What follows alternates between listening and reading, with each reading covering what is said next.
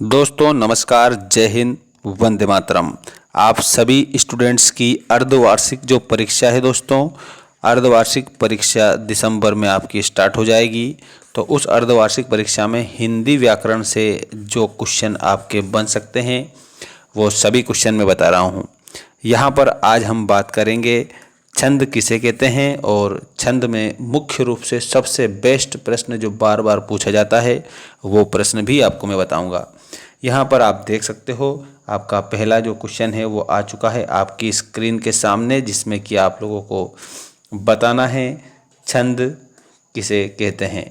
ठीक है, तो देखिएगा, छंद जो है उसकी परिभाषा एक तो ये है, कविता के रचना विधान को छंद कहते हैं। मतलब कविता रचने का जो ढंग होता है, जो उसमें शैली होती है, जो उसमें अंग तरीके होते हैं, उन सभी का जो सामूहिक संलेख जो होता है उसको हम छंद कहते हैं।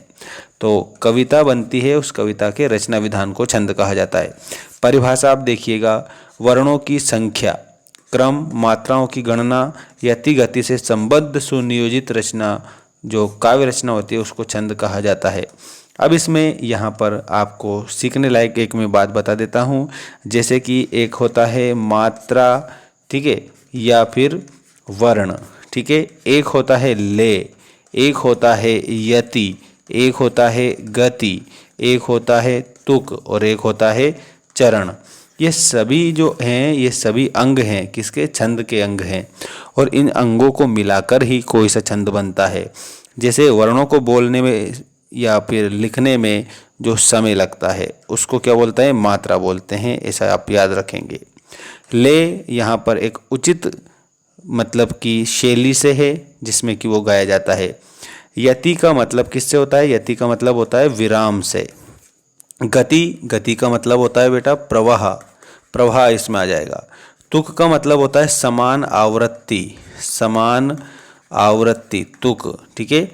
और चरण मतलब कि यहाँ पर पंक्तियाँ, वह पंक्तियाँ जिससे कविता बनी है, ऐसे। तो यहाँ पर आपसे अगर पूछा जाए ना, तुक ज़्यादातर पूछा गया है, ठीक है। तो तुक का मतलब समान शब्दों की आवृत्ति, समान वर्णों की आवृत्ति।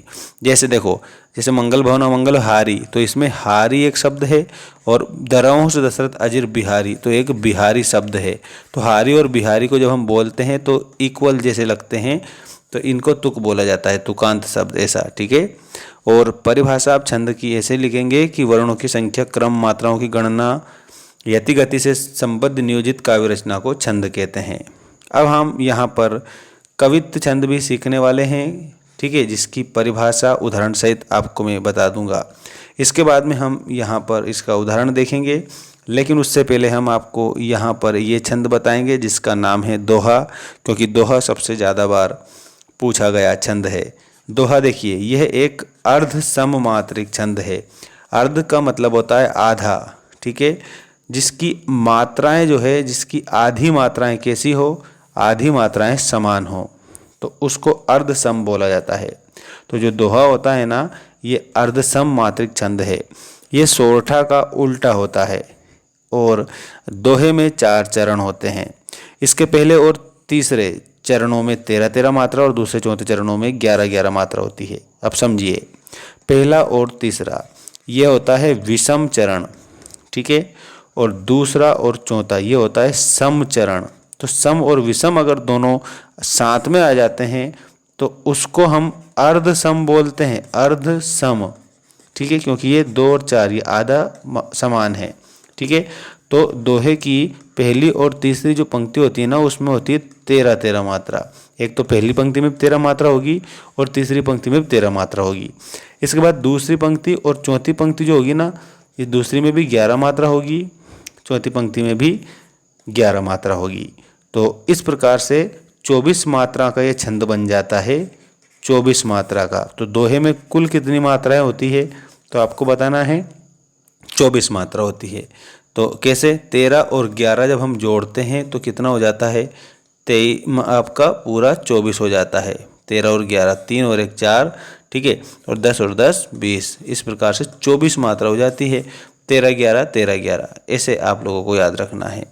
तो आपसे अगर पूछा गया ना तो ये कैसा छंद है तो अर्ध सम मात्रिक बताना, नहीं तो आप मात्रिक छंद तो बता ही दोगे, ठीक है, लेकिन अर्ध सम मात्रिक है, आधी मात्रा समान है, ये जरूर बता देना। अब देखो इस दोहे के बाद में आपको दोहे का उदाहरण बता रहा हूँ मैं। रहीमन पानी राखिए, बिन पानी सब सून, पानी गए न उबरे, मोती मानस चून। इसके अलावा यहाँ पर अब नेक्स्ट जो छंद है वो आ चुका है, जिसका नाम है चौपाई। चौपाई में आप लोगों को एक बात याद रखनी है, इसमें 16-16 प्रत्येक पंक्ति में 16-16 मात्रा होती है। अब सभी में 16 है तो इसको इसीलिए सम मात्रिक भी बोला जाता है। तो जब चौपाई छंद किसे कहते हैं उदाहरण सहित बताइए, तो आपको ये लिखना है जो कि आपकी स्क्रीन के सामने आ रहा है। चौपाई एक सम मात्रिक छंद है, इसके प्रत्येक चरण में 16-16 मात्राएं होती है। उदाहरण, मंगल भवन अमंगलहारी, द्रवं सुदसरित अजिर बिहारी। इसकी मात्रा जब हम गिनेंगे तो कितनी हो जाएगी, 16-16 मात्रा हो जाएगी। देखिएगा यहाँ पर जो दे रखा है, इस उदाहरण को आप ऐसे ही लिखेंगे जैसा कि मैं बता रहा हूँ। और आपके लिए एक और जानकारी है, रामचरितमानस में चौपाई छंद की प्रमुखता है।